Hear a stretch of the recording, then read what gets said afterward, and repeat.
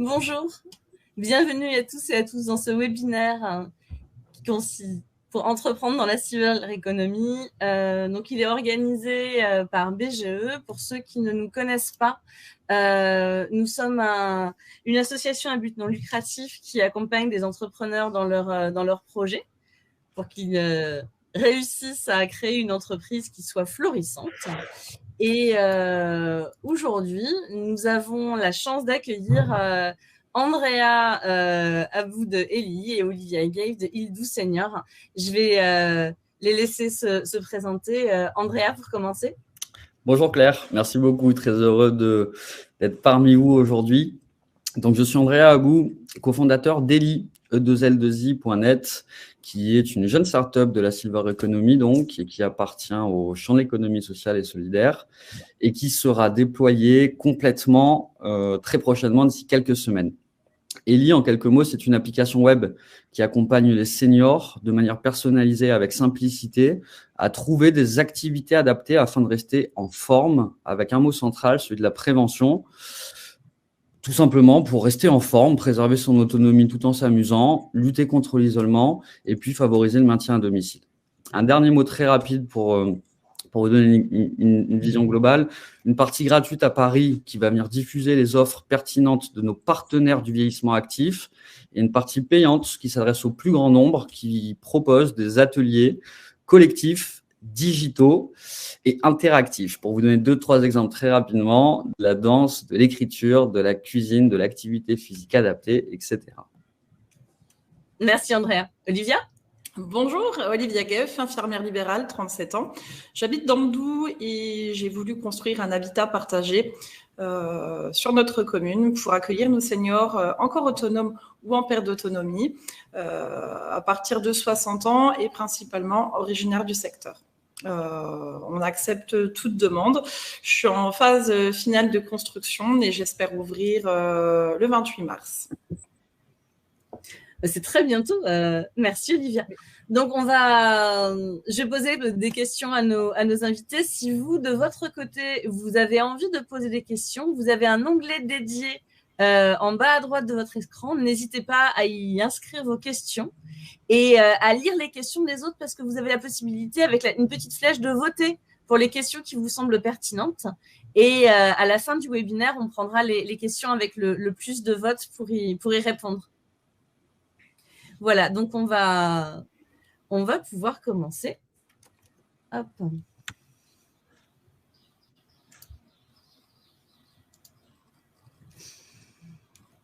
Alors, ma première question, elle va être pour Andrea. Est-ce que tu peux un petit peu nous parler de ton parcours et de comment tu en es arrivé à entreprendre dans la Silver Economy en particulier ? Bien sûr. J'ai l'habitude de dire que j'ai un parcours un petit peu d'architecture byzantine puisque j'ai commencé par des études de psychologie, une licence, avant de me réorienter dans le droit immobilier, de travailler auprès du particulier, mais également auprès d'entreprises, dans un gros groupe, et puis un plan de départ volontaire de mon précédent employeur au moment du Covid, et donc le Covid qui a réveillé aussi toutes ces questions systémiques, tout simplement de trouver de faire sens, d'avoir du sens. Et donc, c'était l'opportunité tout simplement de donner la pleine lumière à ma fibre entrepreneuriale et de me lancer dans la grande aventure. Très bien, merci. Olivia ? Donc moi, je suis infirmière depuis 14 ans, en libéral depuis 8 ans, et j'ai cette envie de faire quelque chose depuis 2010. Donc ça date un petit peu. Et puis, tout ça par rapport à mon expérience à la fois personnelle et à la fois professionnelle, où je me suis rendu compte qu'il n'existait pas grand-chose entre rester à domicile ou aller dans un EHPAD médicalisé. Voilà. D'accord. Donc, c'est un long parcours, une véritable aventure en tout cas qui a commencé il y a quelques années. Voilà. Très bien. Une raison particulière pour laquelle vous avez choisi ce secteur-là ? Parce que tout simplement, je suis baignée dedans. Donc, voilà, pour moi, vraiment, ça reprend la problématique de tout à l'heure où il n'existait rien et que j'ai voulu vraiment apporter cette réponse, en tout cas. Donc, il n'existe pas grand-chose, on va dire, en général, hein, on va dire à l'ensemble, il n'y a pas beaucoup de propositions, en tout cas, pour accueillir les gens. Et c'est vrai que c'est compliqué à la fois pour eux qui veulent pas quitter leur secteur, leur domicile, leurs amis, leur quartier même, pour aller être placés dans un EHPAD avec toutes les difficultés qu'on a, les listes d'attente à rallonge, etc. Et puis aussi pouvoir vivre, en fait, donner du sens et pouvoir vivre en tout cas sereinement, sans s'occuper des tracas du quotidien, être accompagné, mais être en même autonome et chez soi. Voilà. Très bien, merci. Est-ce qu'il y a donc le moment où vous avez vraiment décidé de sauter le pas, Andrea, tu me disais, c'était par rapport à la crise Covid? Ouais, exactement. C'est le moment où je pense on a été beaucoup à se poser des questions. Et puis moi, c'est également le moment où j'ai vu mes grands-parents perdre rapidement de l'autonomie. Puis j'ai vu ma mère, aidante naturelle, beaucoup s'occuper d'eux. Et à ce moment-là, si existait à cette période-là une solution pour les aider à rester en forme de manière adaptée, de manière interactive, j'aurais été prêt effectivement à souscrire, à tout simplement à les inscrire sur ce type de solution, mais elle n'existait pas à l'époque, c'était la télé. Donc voilà, on a essayé effectivement de trouver, on a échangé, je reviendrai un petit peu plus tard sur une solution qui permettrait tout simplement de rester en forme de manière intelligente et ludique. Très bien. On va passer sur l'étape de la construction du projet. Est-ce que Olivia, tu peux nous en dire un petit peu plus sur comment, quelles ont été les premières étapes et puis le moment où tu as eu l'idée, la toute première fois où tu t'es dit tiens, j'aimerais bien faire ça, et le moment où tu as pu le mettre en œuvre. Alors, la première idée, j'ai dû l'avoir il y a 15-20 ans, en fait, tout début que je travaillais. J'avais été faire un remplacement dans les Hauts en Suisse et je trouvais vraiment, c'était super, quoi. Je veux dire, c'était vraiment le chez-soi des gens tout en étant accompagné. Donc, c'était vraiment rassurant.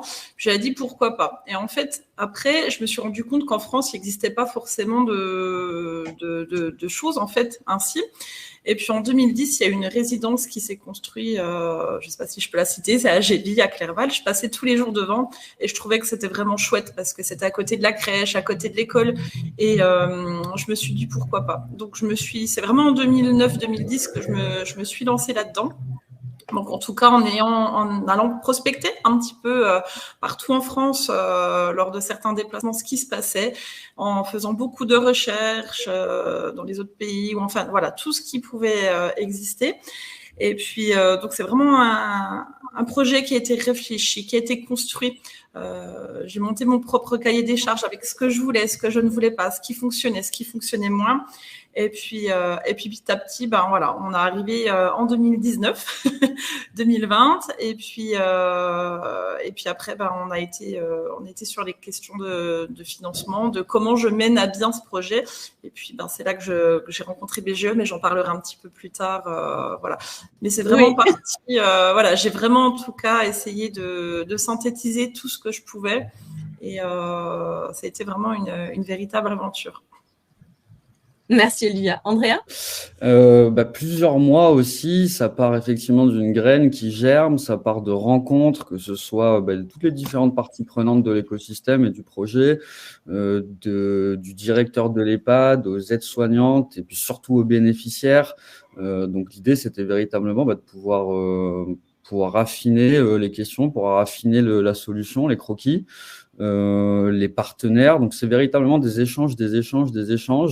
Et puis surtout, comme on dit, des pivots, être capable d'adapter sa solution pour répondre au mieux aux besoins et ne pas s'enfermer dans son esprit d'entrepreneur en pensant qu'on va arriver avec la meilleure idée du monde, alors que véritablement, la demande, elle doit partir du marché. Tu as tout dit. La demande, elle doit partir du marché. Oui. Justement, en parlant du marché, comment est-ce que vous avez identifié qu'il y avait une clientèle en dehors du fait que ça vous a semblé intéressant, peut-être pour vos proches? Comment est-ce que vous avez travaillé sur cette partie-là, Olivia? Alors moi, je suis partie, alors voilà, pareil, en étant baignée dedans, on le voit, cette problématique, on le voit concrètement. Après, j'ai étudié tous les chiffres, les chiffres de l'INSEE, tout ce qui se passait, le vieillissement de la population, je pense que je vous apprends rien, voilà. Le manque de place, le baby boomer, le manque de place, en fait, qui va venir rapidement dans les grosses structures. Donc, je suis partie de ça. Puis après, j'ai fait vraiment au niveau local, ce qu'il y avait, donc à 50 km à la ronde, j'ai vraiment été large. J'ai référencé en fait toutes les structures et j'ai regardé un petit peu comme celle-ci fonctionnait, quels étaient les tarifs, quelles étaient les conditions, quels étaient le temps d'attente en fait, et puis qu'est-ce qu'ils proposaient. Voilà, donc je suis partie un petit peu comme ça, et puis j'avais vraiment cette envie, en tout cas, de m'implanter dans mon village pour répondre à une problématique vraiment sur notre secteur. C'était important pour moi, en tout cas, de pouvoir apporter ça ici, et puis d'avoir ce regard, au quotidien sur tout ça. Merci.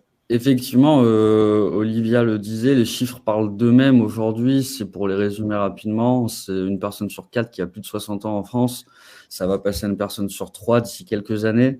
Donc, on a cette poussée démographique. On a dans le même temps ce fléau de l'isolement qui lui aussi a fortement progressé. Donc, avec beaucoup de personnes en manque de liens sociaux.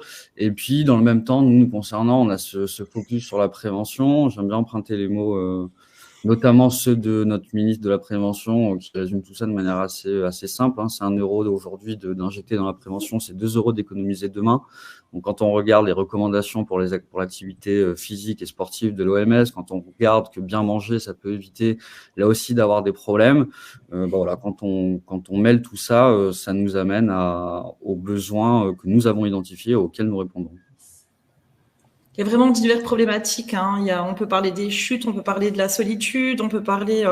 En fait, tout ça est lié. Forcément, tout est lié. Donc, c'est vraiment une prise en charge globale qu'il faut pour pouvoir vieillir bien et dans des bonnes conditions.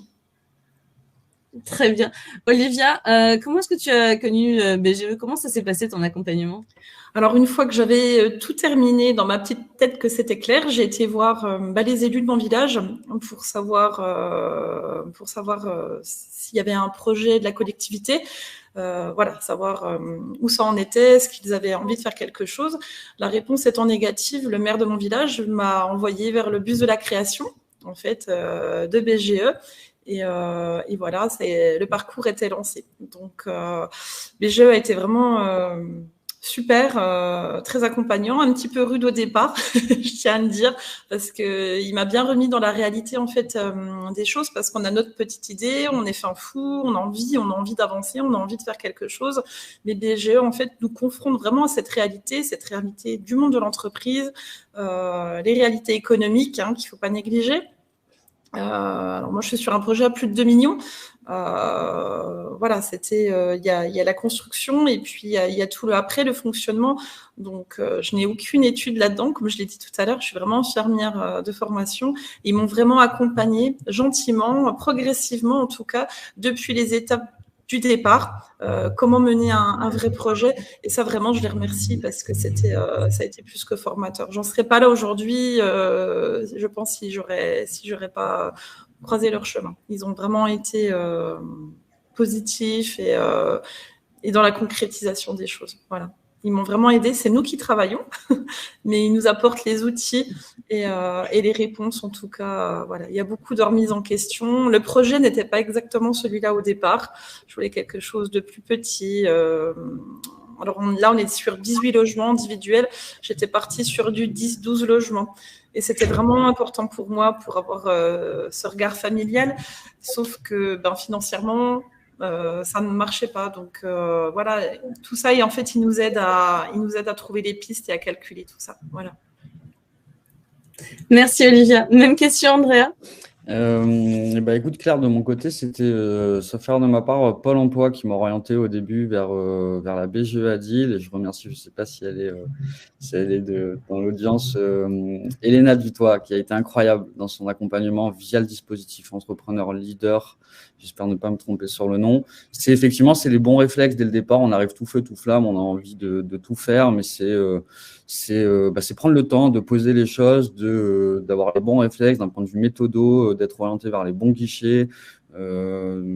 Effectivement, de prendre les bons réflexes et puis aussi de commencer à réfléchir structuration, que ce soit des business plans, que ce soit des différentes sources aujourd'hui possibles de financement. Ce qui existe en France, on a de la chance aujourd'hui en France d'avoir différents dispositifs. Encore faut-il les connaître et savoir comment y accéder. J'en profite d'ailleurs pour remercier la BPI qui organise le webinaire, qui nous fait l'honneur de nous accompagner via la région depuis quelques semaines dans le cadre de notre recherche et développement. On a beaucoup de chance aujourd'hui en France d'avoir tous ces dispositifs et la BGE est très précieuse, notamment à cette étape-là, au démarrage, pour savoir dans quelle direction prendre, dans quelle direction emprunter, et comment structurer un petit peu ses premiers pas. Ouais, c'est vrai que au début, forcément, on a beaucoup de questions et puis on ne naît pas entrepreneur, donc c'est important de pouvoir apprendre. Andrea citait BPI, mais moi je voudrais citer aussi Initiative au féminin, moi qui a été aussi sympa, vraiment accompagnateur. Et puis actuellement, je suis accompagnée par le réseau Entreprendre. Donc c'est un autre réseau, mais de chefs d'entreprise. Il y a beaucoup de bienveillance et de partage. Et je suis lauréate de la promotion 2022-2024. Et c'est pareil, c'est un accompagnement mensuel au quotidien également. Donc voilà, tout ça c'est super, ça existe et on peut en profiter, c'est vraiment très enrichissant. En effet. Andrea, qu'est-ce qui t'a été le plus utile dans le parcours d'accompagnement? Je dirais que ça a été véritablement de bénéficier d'une oreille attentive, d'une oreille bienveillante, capable d'écouter, de faire du sur-mesure, de s'adapter et in fine de pouvoir donner les bons conseils, tout simplement. D'accord. Est-ce qu'il y a une étape qui a été plus facile que les autres ou plus difficile? À dire vrai, j'ai envie de dire c'est la même étape, c'est celle de rester connecté à son marché. J'étais prévenu dès le départ.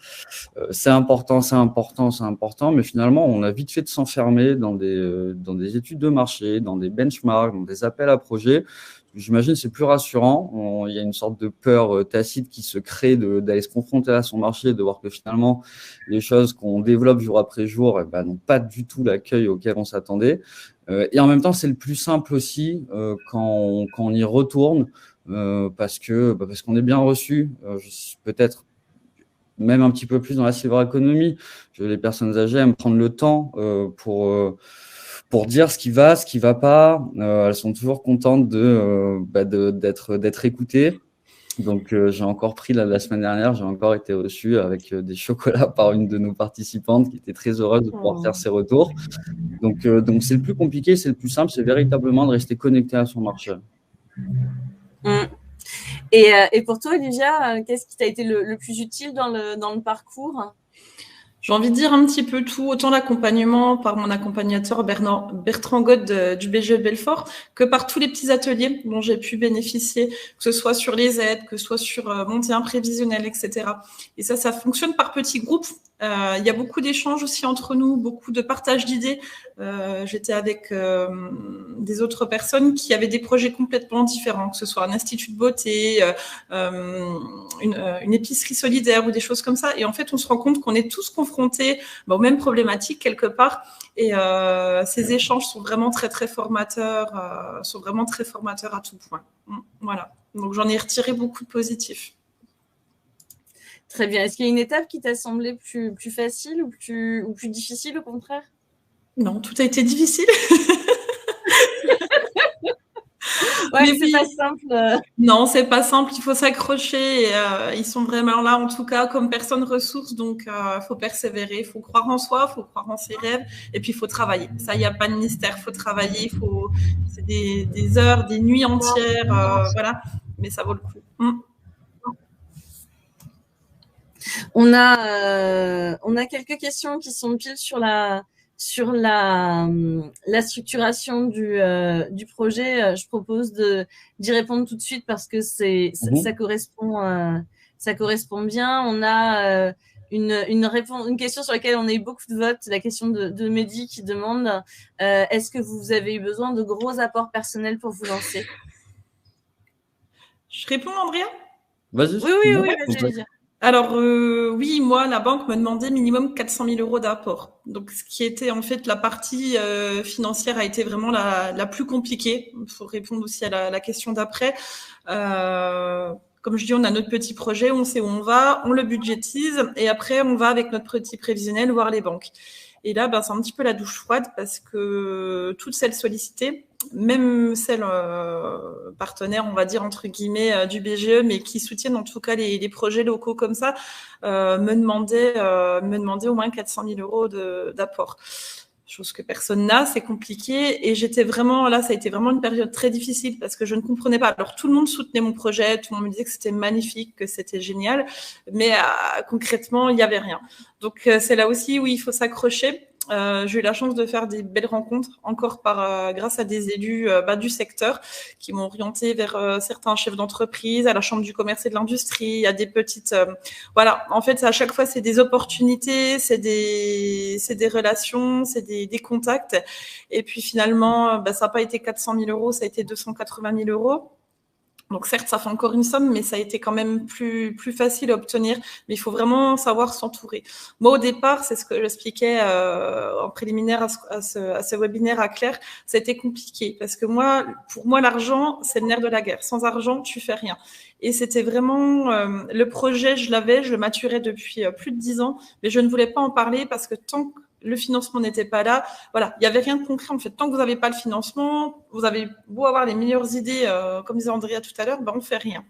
Donc, c'est là que j'aurais peut-être dû au début un petit peu plus communiquer, en tout cas, et pour aller chercher tout ça, tout ce qui me manquait. Parce qu'une fois que le projet a été connu, j'ai des gens qui sont venus spontanément en me disant, tiens, moi j'aurais mis 50 000 euros, tiens, moi j'aurais mis 30 000. Et en fait, mon apport personnel, je l'aurais eu à ce moment-là.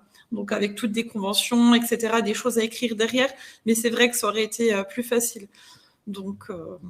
voilà, mais faut tenir bon quand les banquiers vous rigolent au nez et qui vous disent que vous êtes dans le monde des bisounours. Il faut tenir bon et croire vraiment, ça c'est la base, croire vraiment en son projet, savoir se remettre en question. Les personnes du BGE sont là aussi pour vous interpeller sur certaines choses, pour réaxer vos idées, etc. Mais il faut croire en soi et croire à ses idées. Et ne pas être trop pressé, parce qu'il ne faut pas vouloir brûler les étapes. Ça, c'est primordial.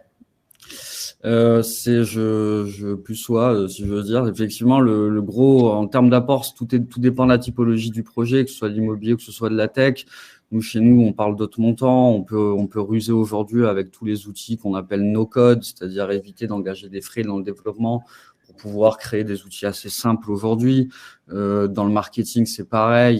Il faut gagner du temps et ruser et essayer d'identifier tout simplement les points d'entrée. On va pouvoir toucher le plus de personnes le plus rapidement possible pour contrôler ses coûts. Donc, en termes d'apport, je dirais plus que de l'argent, puisque ça va dépendre de la typologie du projet. Ce qui est certain, c'est que l'apport personnel, ça va être du temps et de l'énergie. Il faut être bien entouré, il faut être prêt, en tout cas nous concernant, à ne plus compter ses heures, à ne plus compter ses jours, et effectivement à ne pas hésiter, là aussi, ça fait un peu tautologie, mais ne pas hésiter à se remettre en question et à prendre du recul. Et c'est en ça, je rejoins ce que tu disais, Olivia, que les conseillers du BGE ou d'ailleurs, ça fait du bien, ça permet de sortir la tête du guidon et de prendre un peu de recul. Merci pour vos réponses. Et une autre question que je propose de prendre tout de suite, parce que là aussi, on parle vraiment de la structuration du projet. C'est la question de Jessica qui est plutôt posée à Andrea. C'est comment avez-vous testé votre produit et affiné votre offre justement pour rester connecté à votre marché? Le meilleur moyen de rester connecté à son marché, au début, c'est tout simplement de sortir dans la rue avec un questionnaire et de demander à des seniors. Et je pensais que ça allait être plus facile, mais en réalité, c'est assez compliqué. En plus, c'était à l'époque du Covid avec le masque, les gens ont peur qu'on leur demande de l'argent, donc c'était très compliqué. Après, je me suis dit qu'il fallait trouver ce que je disais juste avant, des points d'entrée pour gagner du temps. Donc, que ce soit des associations, des clubs seniors, des différents endroits où on peut retrouver des seniors, le bouche à oreille. Et puis après, une fois qu'on a constitué sa petite communauté, c'est les écouter, leur soumettre les idées, brainstormer ensemble, faire tester des propositions, les inviter, prendre le temps d'écouter leurs retours, d'itérer tout simplement. En fait, finalement, un des plus gros enseignements, c'est de faire des erreurs le plus vite possible. L'entrepreneur qui a peur de faire des erreurs, il n'avance pas. C'est soit il a une solution parfaite dès le départ, soit il se ment à lui-même. Et donc, je pense qu'on s'est enfermé pendant un moment au début dans cette phase-là. Or, il faut aller le plus vite possible, une fois encore, demander si l'atelier qu'on est en train de mettre en place, il est de qualité, si la technologie, elle est simple d'accès, si c'était assez interactif, assez collectif, et prendre des non dans la tête jusqu'à trouver la solution qui plaît et augmenter tout simplement le taux de satisfaction. Arrivé à un moment où les notes sont très bonnes, c'est là qu'on se dit que c'est bon, on tient quelque chose et maintenant on va stabiliser la solution et on va continuer de l'améliorer. Superbe. Merci beaucoup, Andrea. On va enchaîner avec la partie suivante qui est se faire connaître. Se faire connaître, tout à fait. Je suis en train de... J'ai un souci d'accès à mon... Hop. Est-ce que ça marche? Oui. C'est bon.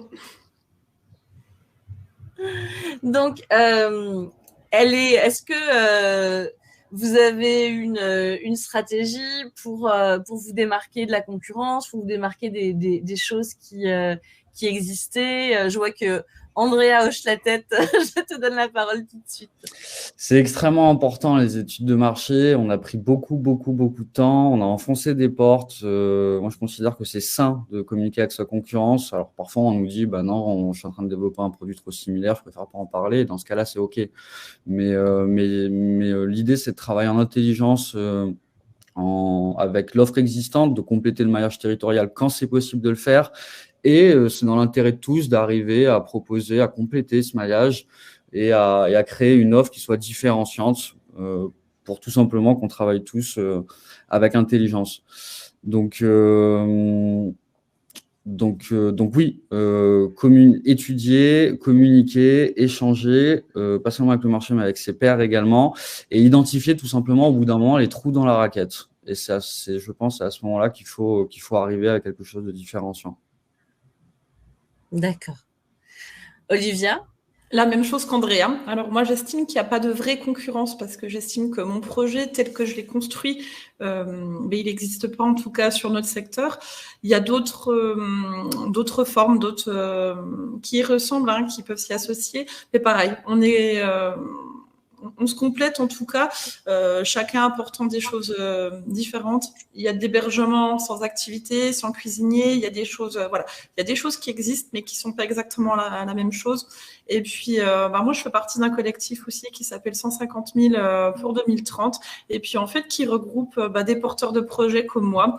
Alors, sur des thématiques ou des fonctionnements différents, mais en tout cas, avec la même envie, c'est d'apporter quelque chose, en fait, aux personnes seniors, d'apporter une réponse, en tout cas, en termes d'habitat. Et je trouve que c'est important. Donc, voilà. Merci. Combien de temps est-ce que vous consacrez à la communication ou au marketing même de vos offres? Comment ça se passe, Andrea? Énormément de temps. Énormément de temps. On a étudié beaucoup de choses, on a testé beaucoup, on a les campagnes d'acquisition digitale avec des vidéos qu'on met en place, qu'on va bientôt lancer avec nos participantes. C'est finalement une des meilleures choses, c'est de faire témoigner nos participantes avec beaucoup de simplicité sur ce qu'elles ressentent. On en a une d'entre elles qui nous a inventé un nouveau slogan il n'y a pas longtemps, de manière naturelle. Et donc, ça se sent que c'est sincère et spontané. C'est finalement comment dirais-je, nos meilleurs ambassadeurs. On a les formats plus traditionnels, c'est-à-dire le marketing papier. On a de la communication, on a le bouche à oreille qui est extrêmement important. On a un quotient de viralité qui est bon, puisque quand les gens ont essayé, finalement, ils se sont aperçus que la tech était simple, que l'espace était convivial, et ils nous recommandent. Donc, le bouche à oreille est très important chez nous. Donc, il y a plein de choses différentes. Plein de choses différentes. Oui, en effet, il faut vraiment... Pardon. Il faut vraiment avoir une stratégie multicanale. On ne peut pas se contenter de parler à un seul endroit si on veut réussir à toucher le plus grand monde. Olivia ? Je rejoins Andrea quand il dit que le bouche-oreille, c'est vraiment le meilleur réseau. C'est vraiment la meilleure pub. Quand les gens sont contents, quand les gens sont satisfaits, quand vous parlez, en fait, quand ça va solliciter chez eux des valeurs aussi qu'ils ont, là, vous leur parlez et là, vous êtes concret. Donc ça, c'est vraiment la première des choses. Après, moi, concrètement, j'étais pas trop dans la communication et le marketing, à part le réseau, on va dire, professionnel, donc voilà, médical, paramédical qui peut m'entourer. Mais c'est quelque chose jusqu'à maintenant que j'ai un petit peu, comme je vous ai dit tout à l'heure, minoré, mis de côté. Donc là, vu qu'on est dans la phase de finalisation, de la construction et de l'ouverture proche, voilà, j'ai dû faire des flyers pour les portes ouvertes, etc. Alors, donc je sollicite le réseau familial et amical pour aller assurer la distribution. Mais voilà. Puis après, j'ai une page Facebook que j'essaie d'alimenter, surtout en fin de journée en général. Mais voilà, ça se limite à ça pour le moment. Et je me rends compte que c'est très important. C'est peut-être quelque chose aussi que j'avais négligé au début. Et c'est très important. L'assistante sociale d'un hôpital local m'a bien dit il n'y a pas longtemps qu'elle ne connaissait pas en fait mon projet. Donc c'est là, voilà. Pour moi, tout le monde le connaît, mais il faut aller un petit peu plus loin et surtout les interlocuteurs qui peuvent être intéressés. Donc voilà. Si je peux rajouter quelque chose, pardon, sur la communication, il ne faut pas oublier que dans la sphère économie, les seniors, ils sont sursollicités. Les chiffres démographiques, il y a beaucoup d'entrepreneurs qui les connaissent, que ce soit des gros groupes ou des entrepreneurs plus modestes. Donc, les seniors, ils sont sursollicités, que ce soit au téléphone, que ce soit par courrier. Et donc, il est parfois judicieux, en tout cas chez nous, ça a été le cas, d'avoir l'opportunité de s'adosser à des institutions qui sont reconnues, que ce soit des institutions publiques, des caisses de retraite, ou alors que ce soit des experts en gérontechnologie comme les gérontopoles. Ça va venir crédibiliser la démarche auprès des seniors, et ça, c'est quelque chose qui peut faire la différence d'un point de vue marketing. Tout à fait, ouais. Est-ce que tu peux expliquer ce que c'est qu'un gérontopole à ceux qui ne connaîtraient pas ? Alors, un gérontopole, c'est, je vais vous donner ma définition, je vous garantis pas que ce soit la plus correcte, la plus authentique possible. C'est un ensemble, c'est un cluster d'experts du vieillissement. Donc ça peut être donc des sociologues, des psychologues, des gériatres, et différentes manières de travailler avec eux, que ce soit sur des phases de bêta testing où ils vont venir constituer donc des focus group de seniors pour venir vérifier dans des cadres expérimentaux très rigoureux l'ergonomie de la solution, l'accessibilité, la visibilité, les impacts de prévention poursuivis. Ça peut être sur différentes missions, à dire vrai. Ils ont un champ d'action qui peut être assez large, et ils ont cette expertise de la vieillesse. Ça, c'est en effet une mine d'informations précieuse. Merci, Andrea. On va parler du développement de votre projet un petit peu. Quelles sont les choses déjà qui aujourd'hui vous apportent le plus de satisfaction? Le truc où vous dites vraiment j'ai eu raison d'y aller, c'est chouette. Olivia? C'est tous les retours qu'on a au quotidien de personnes justement qui disent que ce qu'on fait c'est chouette. Donc vraiment autant des élus que des personnes, que des patients, en fait, à chaque fois qu'on a des contacts et des rencontres, tout le monde dit waouh, c'est super. Donc ça fait du bien. On en a besoin en tout cas pour continuer. Et puis aussi les demandes qu'on a eues, les demandes en fait qu'on a eues pour venir, parce qu'on est toujours dans cette incertitude, voilà. Et il y a beaucoup de demandes de renseignements, et ça c'est prometteur. En tout cas, ça veut dire qu'on répond à un besoin réellement et que les gens ils sont là en face. Donc ça c'est la plus belle des récompenses en tout cas. Merci Olivia. Andrea? Il y a le côté entrepreneurial où on voit son équipe grandir, on voit les anciens revenir.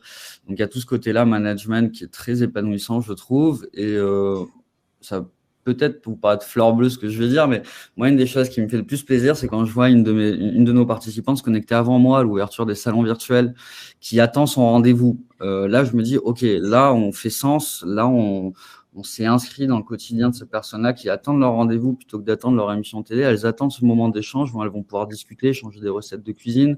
Hier, on a fait un atelier de yoga. J'ai reçu un texto 30 minutes après qui me dit Mathilde était incroyable, merci infiniment. Donc, c'est vraiment ces moments-là, moi, qui me remplissent de joie à chaque fois. Merci. Je voulais vous demander un petit peu, en fait, dans votre projet, l'un comme l'autre, quelles sont les étapes que vous avez déjà passées, les jalons, et quelles sont les étapes suivantes? Olivia? Alors moi, les étapes suivantes, comme j'ai dit tout à l'heure, c'est l'ouverture à la fin du mois. Le personnel est recruté. Ça aussi, ça a été une belle preuve de confiance parce qu'on a peur aussi, parce qu'on se lance. Moi, je suis en milieu rural, je l'ai pas dit au départ, mais je suis en zone rurale à revitaliser. On est loin des villes, on est en bon bout, on va dire, et d'à peu près 3000 habitants. Et j'ai eu 75 CV. Et ça, je m'y attendais pas du tout. Donc, j'avais travaillé avec IDEIS pour m'accompagner dans justement cette phase de recrutement, etc. Donc, par rapport au personnel intéressé pour venir travailler, ça m'a fait énormément plaisir. Je recrutais que 5 personnes, mais c'était compliqué de faire un choix. Ça aussi, en tant qu'entrepreneur, en tout cas, ou infirmière, j'étais jamais confrontée. J'ai fait mes entretiens. C'est comme si c'était moi-même qui allais passer un entretien. Je pense que j'étais aussi stressée qu'eux. Et ça, c'est quelque chose aussi que j'ai appris. Donc voilà, pour en revenir à ta question, Claire, les étapes qui restent à franchir, c'est l'ouverture, arriver à un taux de remplissage satisfaisant, pouvoir payer après nos créances et puis trouver notre rythme en tout cas, parce que tout est à créer. C'est ce que j'expliquais, c'est pas comme quand on arrive, c'est ce que j'expliquais en fait aux futurs salariés, c'est pas comme quand on arrive dans un environnement de travail où on prend un poste qui existe, qu'on peut faire évoluer, mais voilà, les bases sont déjà là, nous on a tout à construire. Donc c'est une nouvelle aventure, peut-être la plus importante en tout cas à mes yeux, et voilà, il me tarde vite la fin du mois que tout ça soit en route. Voilà. Et puis pouvoir apporter, que les gens soient contents et voilà, apporter de la vie en tout cas à ces personnes. C'est génial. Donc, tu as recruté 5 personnes. C'est quel type de poste que tu as ouvert dans ton entreprise? Donc, j'ai 4 animatrices, un peu comme des auxiliaires de vie, mais qui font vraiment en fait de l'animation. Donc, elles travaillent par binôme par jour. Et puis, j'aurai une cuisinière aussi sur place. Voilà. Donc, pour m'y donner des bons petits plats, ça, c'était vraiment dans mes valeurs aussi au départ, parce que c'est vraiment des plaisirs de la vie, sans parler de l'importance de l'alimentation, les risques de la malnutrition, etc. Pareil, voilà, je ne vais pas rentrer dans tous ces détails-là, mais c'était important en tout cas pour moi, et c'est là aussi que je me distingue par rapport à d'autres structures où les choses sont en option, ou alors il y a une partie des personnes qui les prend, une autre partie qui les prend pas. Là, en fait, dans ma structure, j'ai 2 cuisines, donc 2 cuisines communes. Il n'y a pas de cuisine dans les chambres, il y a juste un petit frigo, parce que pareil, quand j'avais été visiter les différentes structures qui existaient, tu retrouvais la petite confiture ou le beurre au fond du tiroir de chevet. Voilà, c'était des choses que je ne voulais pas. Je voulais que les gens aient quelque chose, s'ils reçoivent du monde dans leur logement, voilà, quelque chose à boire, des yaourts, voilà, quelque chose. Donc, chaque logement, en tout cas, est équipé d'un frigo. Et puis après, j'ai 2 cuisines communes où les gens peuvent aller à n'importe quelle heure. Ils peuvent aller faire cuire une pizza à minuit s'ils veulent avec la voisine, ça, il n'y a aucun souci. Et en plus, j'ai une cuisinière à demeure et c'est vraiment les locataires qui choisissent ce qu'ils ont envie de manger. Ils votent, c'est un peu comme un conseil de résident au final, et c'est eux qui sont vraiment moteurs. Nous, on leur apporte des choses, mais toutes les décisions viennent d'eux. Et ça, c'est important en tout cas que ce soit respecté et que ce soit voilà. Donc, on va manager aussi les salariés dans ce sens-là, pour travailler avec ces valeurs et cette conduite-là. Oh, c'est super chouette, merci Olivia. Et donc de ton côté, Andrea, ça s'est passé comment jusqu'à maintenant et c'est quoi les prochaines étapes? On est sous l'eau comme j'ai l'habitude de dire, mais je crois qu'on aime bien ça, Olivia, hein. Doit y avoir, faut avoir un petit côté hyperactif, j'imagine, avec des journées interminables, mais avec beaucoup de plaisir. Aujourd'hui, l'idée c'est pareil, hein, on est dans la phase finale, c'est d'arriver d'ici quelques semaines à terminer vraiment les derniers ajustements, à continuer de nous faire connaître en croissance organique, mais également valider, comme on dit, nos signes de traction auprès de nos partenaires, de grands comptes, des institutions, et puis continuer d'accueillir de nouveaux utilisateurs prêts à essayer notre offre, et également continuer d'accueillir de nouveaux animateurs, animatrices qui partagent notre philosophie. Moi, si je peux rebondir, Claire, aussi, dans les perspectives de développement, là, à court terme, j'aimerais vraiment aménager les extérieurs de la résidence avec un petit peu comme un parcours santé, comme un parcours vita pour les seniors, tout en étant adapté, mais véritablement adapté. Donc ça, c'est un projet qui coûte cher. J'avais lancé une cagnotte Litchi. Pour revenir à la communication, j'ai pas trop bien communiqué, donc n'hésitez pas à aller faire un petit tour sur les aménagements extérieurs de l'île Doux Senior. Et puis là, dernièrement, j'ai sollicité des fonds européens et régionaux, donc j'espère que ça pourra aussi faire suite à tout ça, parce que ça me tient vraiment à cœur, en tout cas, de leur apporter ça. En tout cas, je te le souhaite. Très bien, je vais vous poser ma dernière question avant de passer à celle du public. Quel conseil est-ce que vous donneriez à quelqu'un qui a envie de se lancer dans la silver economy, mais qui ne sait pas trop comment faire? Qu'est-ce que vous lui diriez, Andrea? Ouais, ça va un petit peu reprendre ce que j'ai pu dire jusqu'ici, hein. C'est commencer par arrêter de réfléchir au bout d'un moment. Moi, c'est ce qui permet de se lancer. La peur de l'échec, ne plus en avoir peur, aller chercher, pas aller chercher l'erreur pour se tromper, mais aller chercher son marché une fois encore, tester des choses, écouter, poser des questions, itérer, pivoter, adapter, reposer des questions jusqu'à ce que les réponses soient satisfaisantes.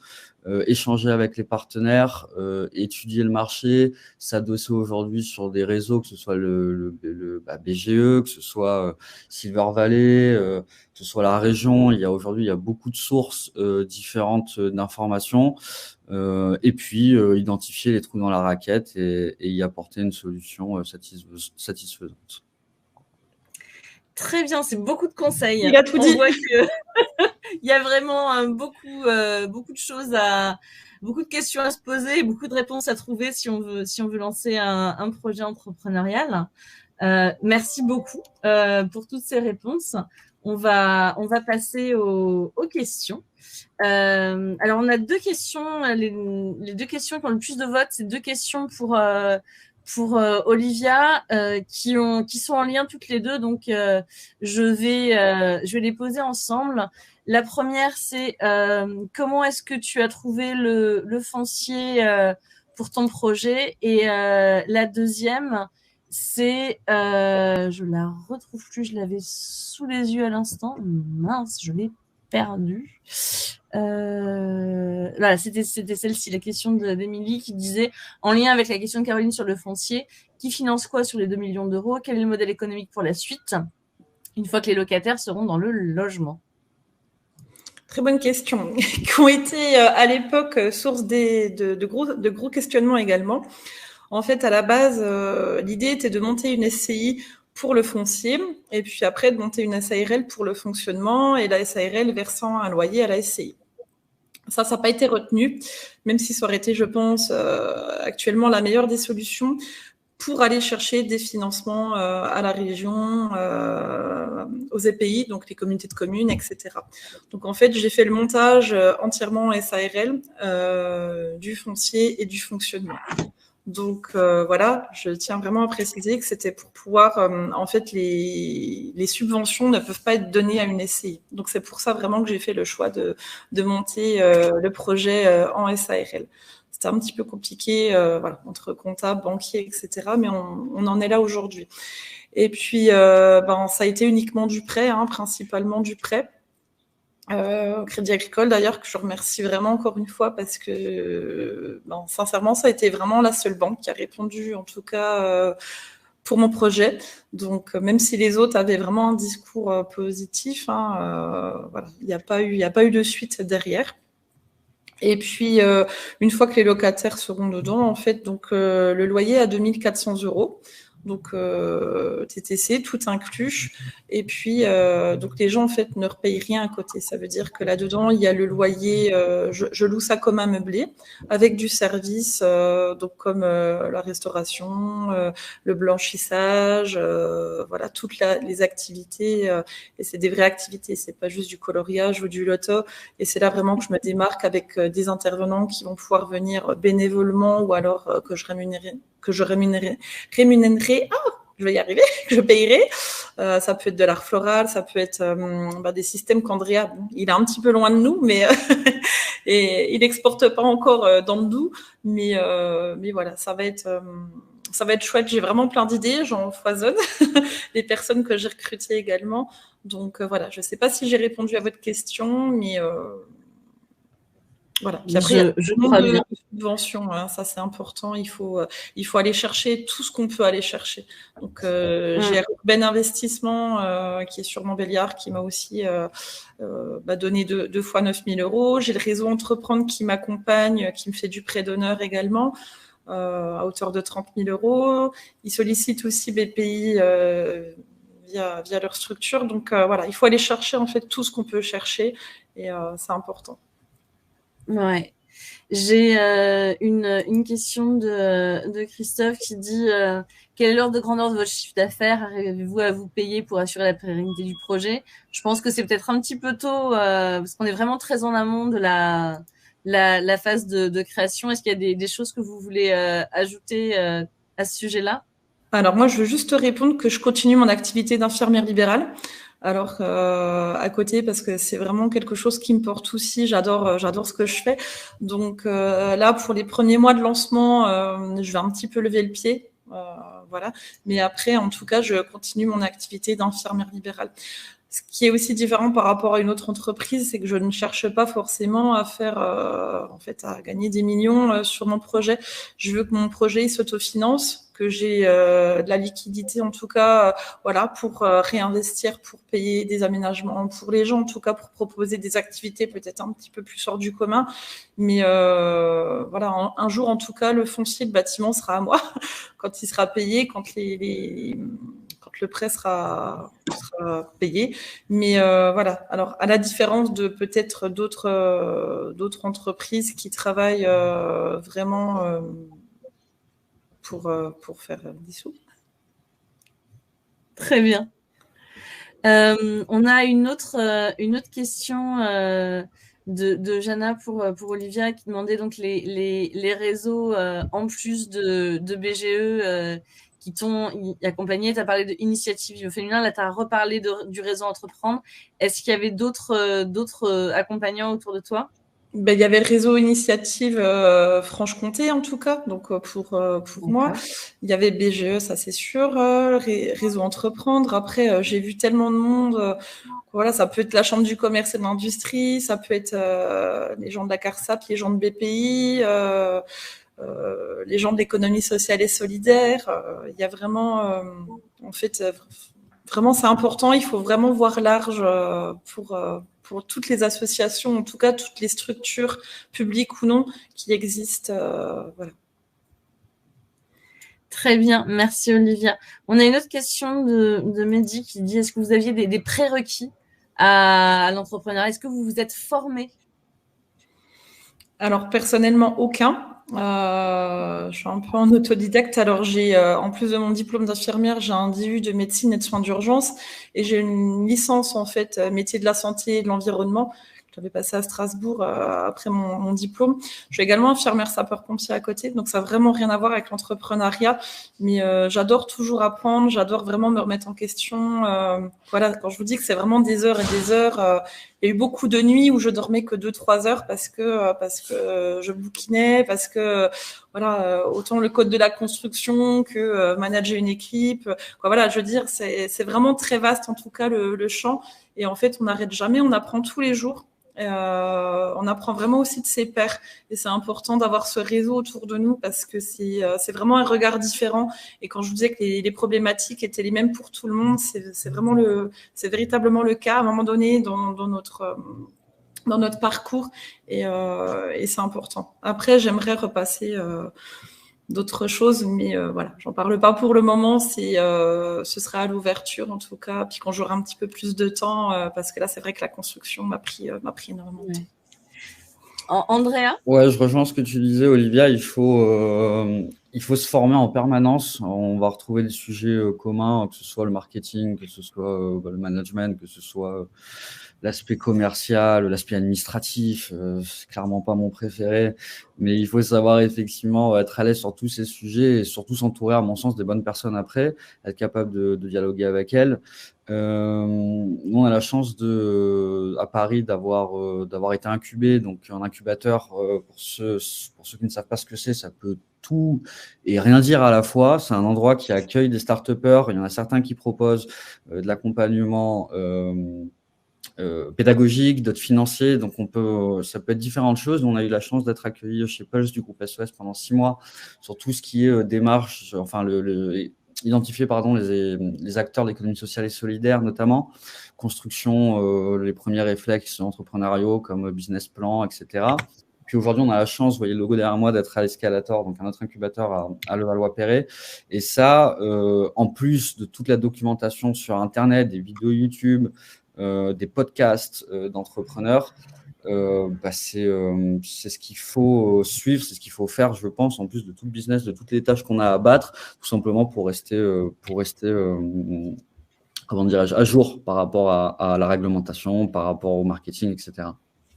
Ouais.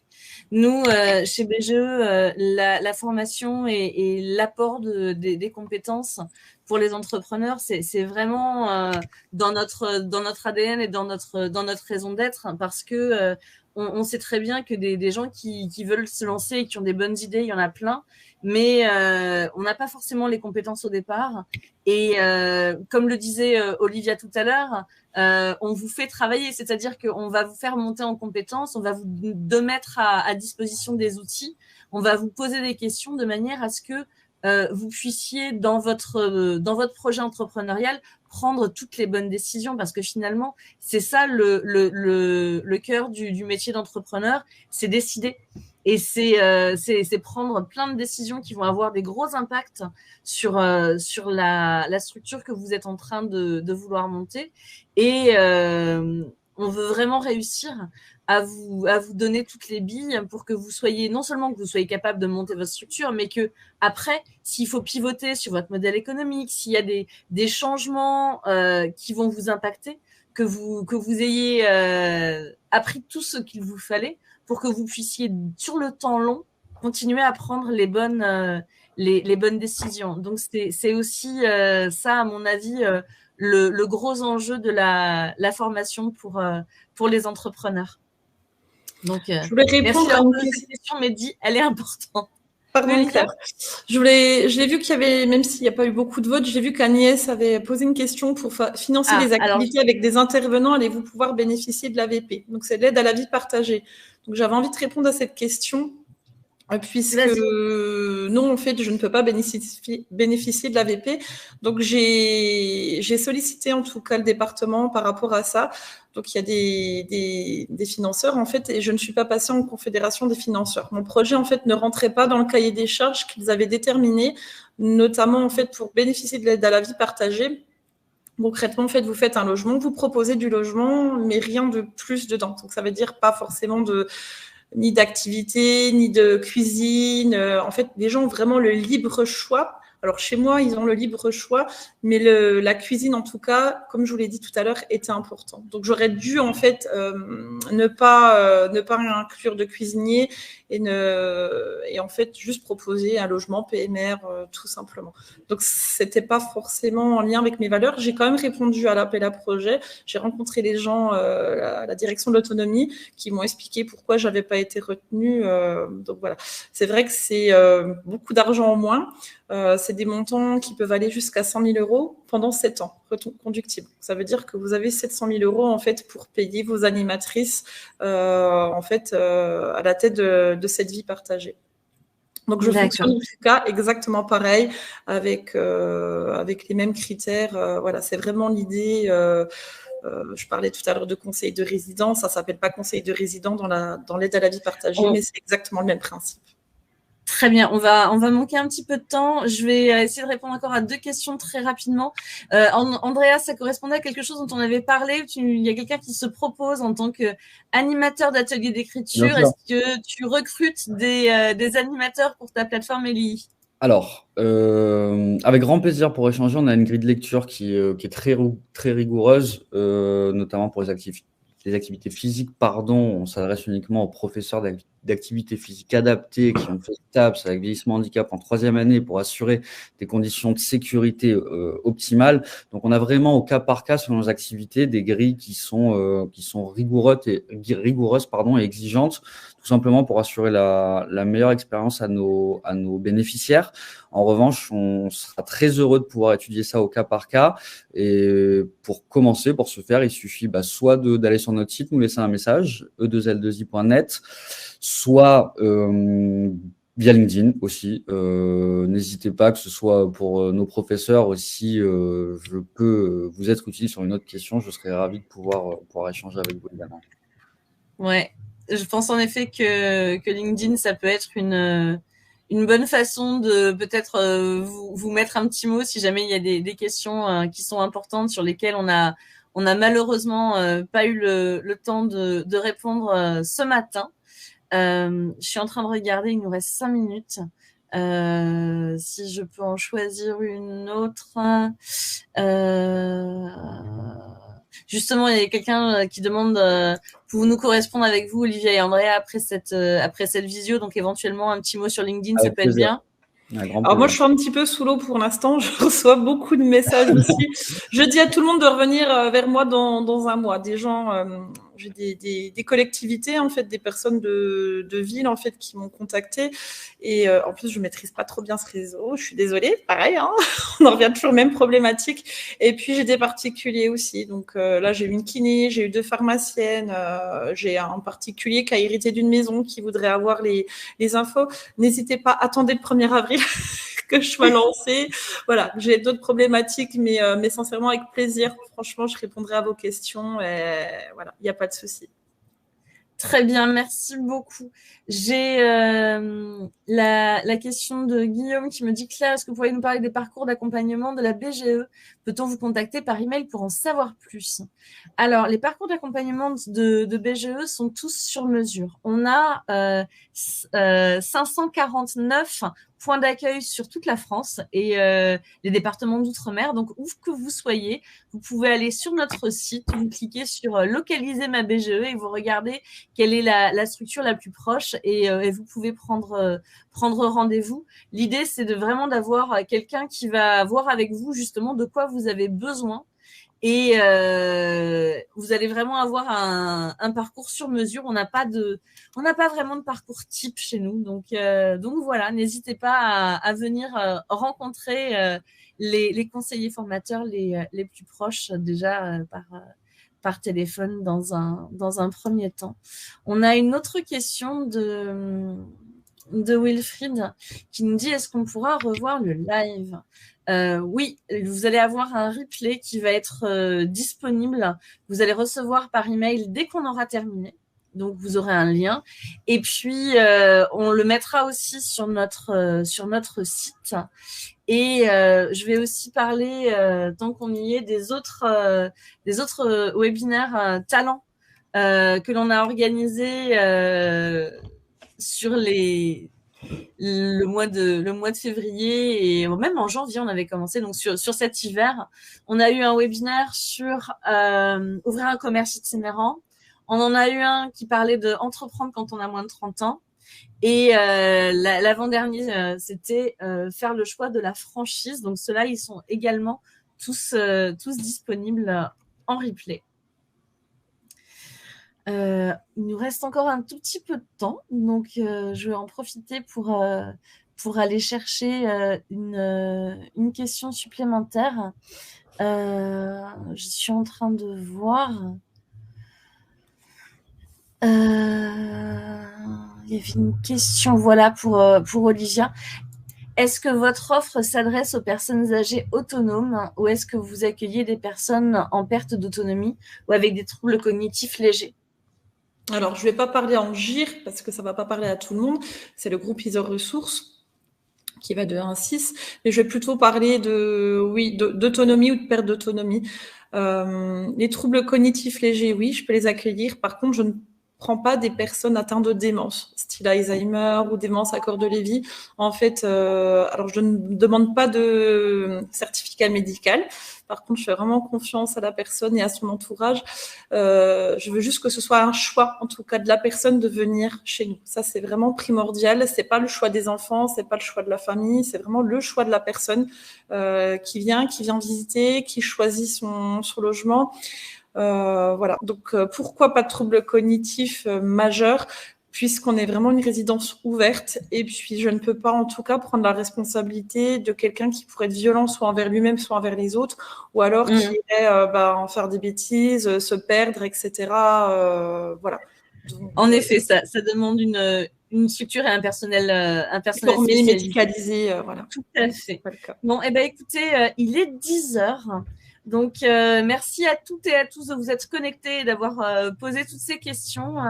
Merci surtout à Andrea et à Olivia d'avoir pris du temps de leur planning très chargé d'entrepreneurs. Merci beaucoup Claire et la BGE pour cet événement. En espérant que ces quelques modestes conseils aient été utiles. Je me tiens à dispo sur LinkedIn, n'hésitez pas. Et une fois encore, merci Claire pour l'organisation de cet événement. Et bonne aventure à tous. Oui, merci beaucoup. Au revoir, à bientôt. Au revoir. Au revoir.